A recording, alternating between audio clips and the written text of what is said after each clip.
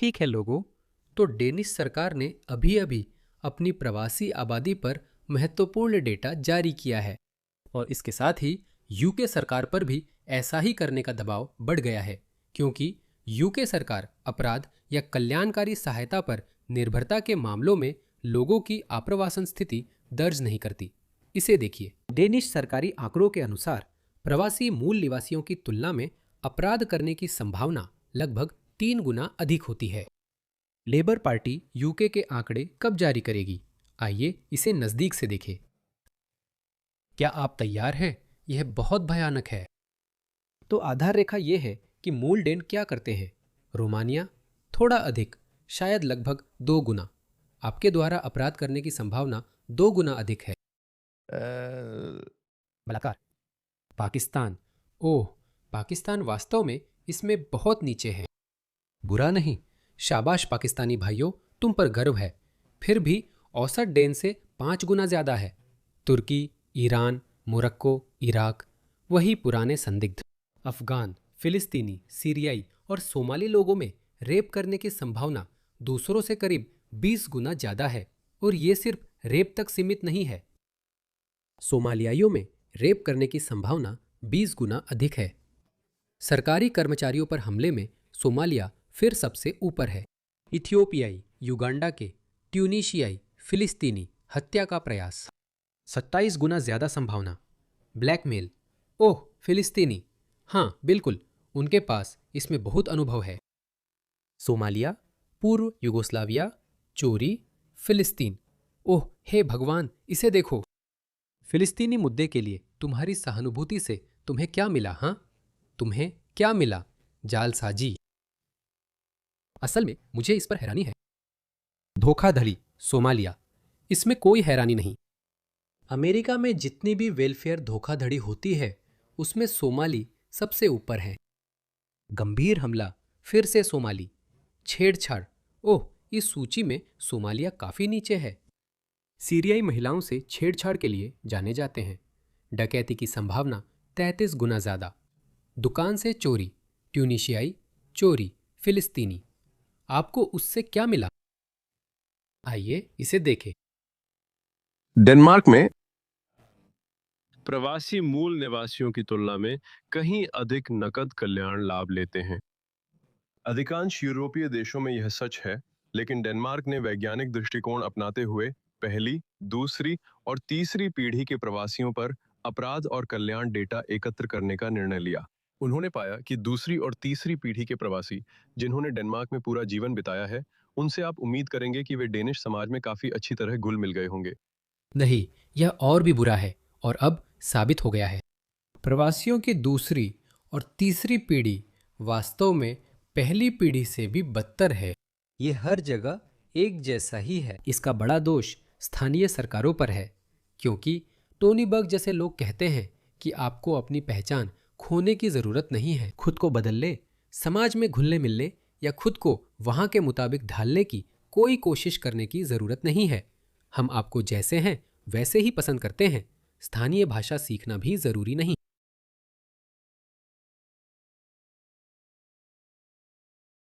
आव्रजन का मतलब है लोग ऑस्ट्रेलिया आकर उसका हिस्सा बनना चाहते हैं। यही उनकी इच्छा है। मैंने कभी आत्मसात वाला शब्द नहीं अपनाया। मैं नहीं चाहता कि लोग अपनी पहचान खो दें। एकीकरण शब्द बहुत लंबे समय से बहुसांस्कृतिक संवाद का हिस्सा रहा है।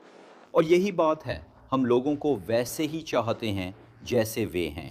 मैंने कभी मेल्टिंग पॉट विचार को नहीं अपनाया, जिसमें पहचान घुल जाती है।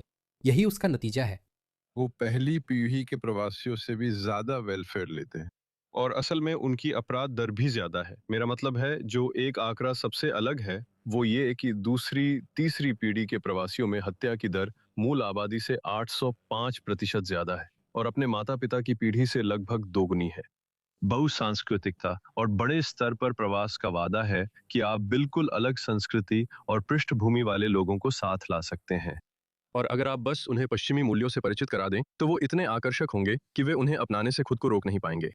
वे बाकी पश्चिमियों जैसे हो जाते, लेकिन ऐसा नहीं हुआ।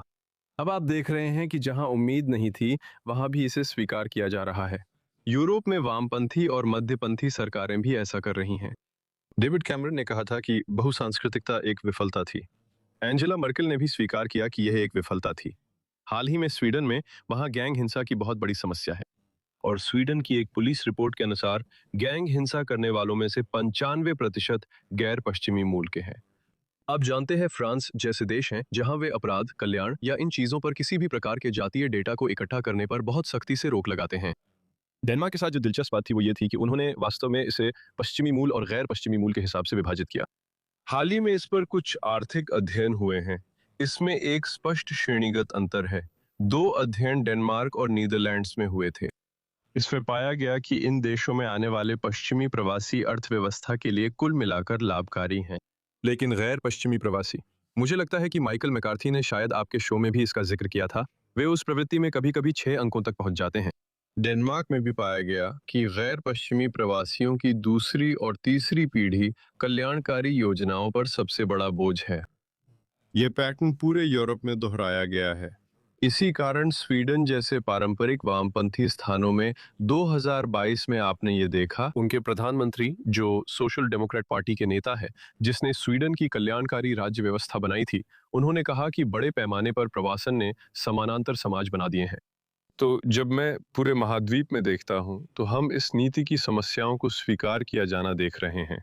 ये मानना कि अगर हम नस्ल निरपेक्ष रुख अपनाएं और दिखावा करें कि ऐसी वास्तविकताएं नहीं हैं, तो लोग जादुई रूप से नई संस्कृति अपना लेंगे। हम इन पैटर्न्स में पूरा बदलाव देखेंगे।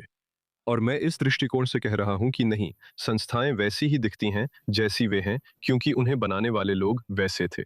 देश वैसे ही दिखते हैं जैसे वहां के लोग हैं, क्योंकि उन्हें बनाने वाले लोग वैसे थे। जापान वैसा है जैसा है, क्योंकि वहां जापानी लोग रहते हैं। अगर जापान की आबादी की जगह आयरिश लोग हो, तो उसका चरित्र बहुत अलग होगा। हम देख रहे हैं कि यही अब यूरोप में भी हो रहा है। हमें ईमानदारी से बात करनी चाहिए कि ये अच्छा है या नहीं। कोई भी उस ईमानदार बातचीत को करने को तैयार नहीं। मुझे नहीं पता क्यों। कुछ लोग हैं, मैं आपको ये पढ़ता हूँ। वो आंकड़ा याद है जो मैंने दिखाया था? ये डेनिश सरकार द्वारा जारी किए गए आधिकारिक आंकड़े हैं। और इसे देखिए। मुझे नहीं पता, ये वोक महिला ये कह रही है कि ये नस्लवादी है, जैसे आप हैं जिन्हें कोई नहीं चाहता। आप सब यहाँ बातें तो बड़ी करते हैं, पर आप ट्रेस हो सकते हैं और महिलाएं आपसे डरती हैं। ये क्या कह रही हैं? ये उस मूल निवासी यूरोपीय व्यक्ति पर निशाना साध रही है जिसने ये आंकड़े ट्वीट किए लेकिन जारी नहीं किए। ये डेनिश सरकार है जिसने ये आंकड़े जारी किए हैं। वो उस पर इसलिए निशाना साध रही है क्योंकि उसने ये आंकड़े दिखाए हैं, और वो कह रही है कि महिलाएं तुम जैसे लोगों से डरती हैं। उन सोमालियों से नहीं जो डेनिश महिलाओं के साथ बलात्कार करने की 20 गुना ज़्यादा संभावना रखते हैं, या उन सीरियाई लोगों से नहीं जो डेनिश महिला के साथ जबरन छेड़छाड़ करने की 12 गुना ज़्यादा संभावना रखते हैं। और ये देखो, असल में मुझे तो पता भी नहीं ये कौन है। और ये देखो, इसने तो मुझे पहले ही ब्लॉक कर दिया है। वो संभाल नहीं पा रही है। मैंने उसका जिक्र किया क्योंकि उसने कहा था कि हमें ईमानदारी से बात करनी चाहिए। खैर, ये लोग तो ईमानदारी से बातचीत भी नहीं कर रहे हैं। इसे देखो, ट्रंप ने अभी ये जारी किया है। अगर ये साफ सबूत नहीं तो मुझे नहीं पता क्या है। हर प्रवासी का जीवन भर योगदान। अगर आप एक उत्तरी अमेरिकी हैं, उदाहरण के लिए एक अमेरिकी या कनाडाई नागरिक हैं, तो आप राज्य को अमेरिकी खजाने में $500,000 का योगदान देंगे। अगर आप एक स्कैंडिनेवियाई हैं तो भी लगभग $500,000 का योगदान देंगे। ओशिनिया जैसे ऑस्ट्रेलिया लगभग $500,000 से थोड़ा कम।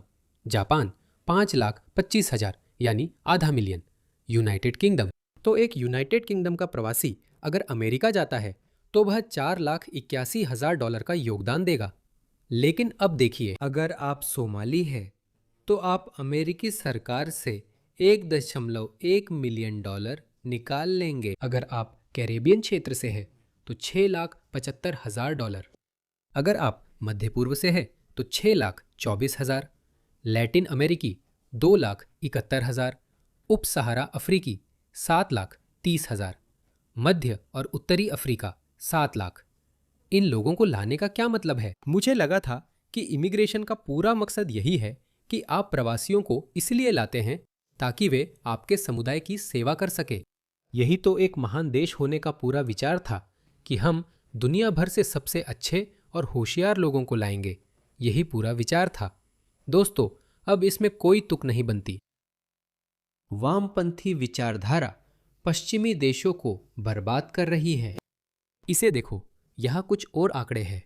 यूके में सोमाली लोगों की संख्या 1,76,000 है और उनमें से 70% वेलफेयर पर निर्भर हैं। स्वीडन में सोमाली 70,000, उनमें से 70% वेलफेयर पर निर्भर है। नॉर्वे में 44,000 सोमाली, उनमें से 70% वेलफेयर पर निर्भर हैं। नीदरलैंड्स में 39,000 सोमाली, 65%, ओह थोड़ा सुधार है।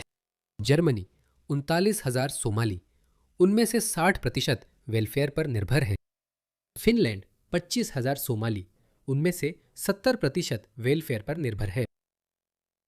इन लोगों को यहाँ लाने का क्या मतलब है? क्या फायदा है दोस्तों? मुझे लगता है कि यूरोप को अब जाग जाना चाहिए और कहना चाहिए, देखो, माफ करो, हमने कोशिश की, हमने बहुसांस्कृतिकता की कोशिश की, हमने सबके साथ इंसानियत दिखाई, पर यह काम नहीं कर रहा। ये सिर्फ अच्छाई या क्रूरता की बात नहीं, बल्कि टिकाऊ मॉडल की बात है। ऐसे जिंदा रहना मुमकिन नहीं।